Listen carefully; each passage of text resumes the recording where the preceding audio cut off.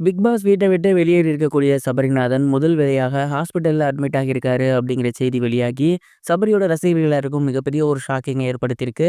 என்ன நடந்திருக்கு அப்படிங்கிறது தான் இந்த ஒரு வீடியோல நம்ம பார்க்க போறோம். Bigg Boss season 9 grand finale சமீபத்தில நடந்து முடிஞ்சிருந்துச்சு.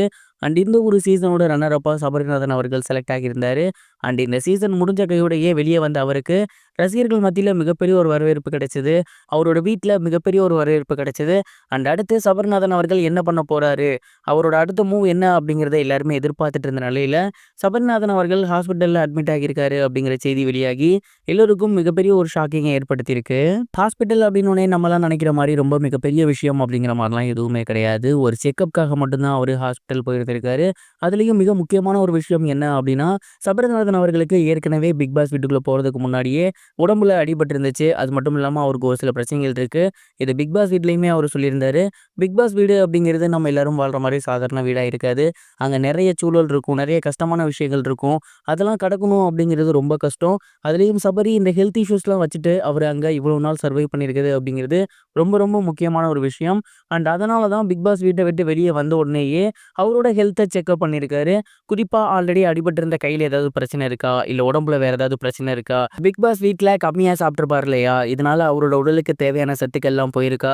அவரு ப்ராப்பர் ஃபிட்டா இருக்காரா? அப்படிங்கிற மாதிரியான விஷயங்கள் எல்லாத்தையுமே ஒன் டே அட்மிட் ஆகி அந்த ஒரு ஹாஸ்பிட்டல்ல அவர் வந்து செக்கப் பண்ணியிருந்திருக்காரு.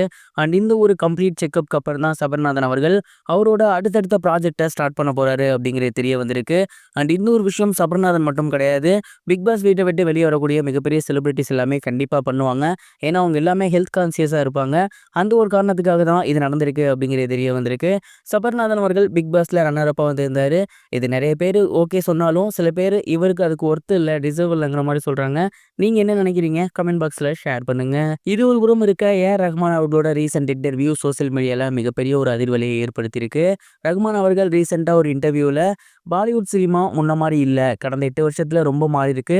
ஒரு குறிப்பிட்ட மதத்த கையில தாங்கி பிடிக்கிற மாதிரியான படங்கள் தான் அடிக்கடி வருது. இதனாலேயே எனக்கு அங்க வாய்ப்பு மறுக்கப்பட்டிருக்கு அப்படிங்கிற மாரி சொன்னாரு. அண்ட் இந்த ஒரு விஷயம் பாலிவுட்ல மிகப்பெரிய அளவுல கொதிச்சு எழுந்திருக்கு. நெறைய பேரு ரஹ்மான் அவர்களுக்கு எதிரா ஏகப்பட்ட விஷயங்கள கருத்துக்கள பதிவு பண்ணி வந்துட்டு இருக்காங்க. இது தொடர்பா ரஹ்மான் அவர்களோட பொண்ணு ரஹீமா என்ன சொல்லியிருக்காங்கன்னா, எங்க அப்பா ஒரு விமர்சனத்த கொண்டு வந்து முன்வைக்கல. அவருக்கு தோணுது அப்படிங்கிற அந்த திங்கிங்க தான் முன் வச்சாரு. அது உண்மையாக இருக்கலாம், இல்ல பொய்யாக இருக்கலாம். பட் அதற்கு ஏன் இப்படி பேசுறீங்க? அவரு ஒரு நேஷனல் அவார்ட் வாங்குன இசைக்கலைஞர். அது மட்டும் இல்லாம ஹாலிவுட்ல போயிட்டு ஆஸ்கார் வாங்கியிருக்காரு. இப்படி இருக்கையில ஒரு கலைஞர டிஸ்கரேஜ் பண்ற மாரியான வேர்ட்ஸ் நீங்க யூஸ் பண்றீங்க.